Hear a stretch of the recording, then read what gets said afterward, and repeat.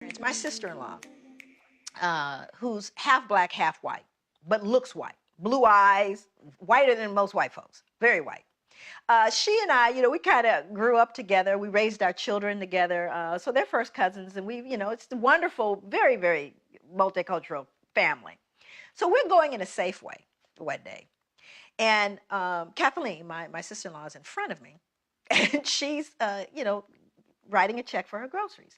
Now, my daughter, who at the time was 10 years old, was standing with me, and I was directly behind her, getting ready to get my groceries. So Kathleen comes up, and the checker, who is a strawberry blonde, freckled, very delightful, warm, the checker, this young woman, is talking to Kathleen. Hey, how you doing? Isn't it a nice day today? They're just chatting up. And says, yes. So Kathy writes her check, and she steps off to the side with her groceries because she's waiting for me. Of course, again, Kathleen looks white, right? So I come up.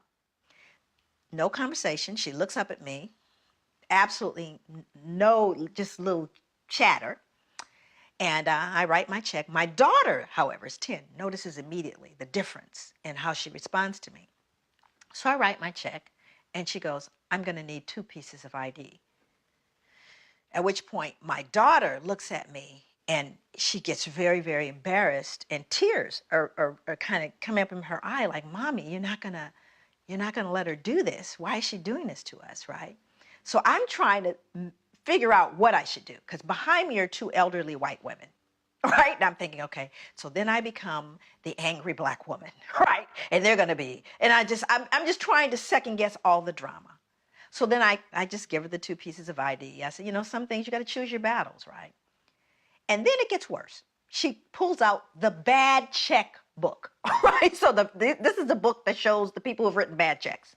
So she starts searching for my license in the bad checks, at which point it's just out of control now. Just as I'm standing there trying to decide what to do, and it's really deeply humiliating. Now my daughter is in full-blown emotionally upset, who's 10.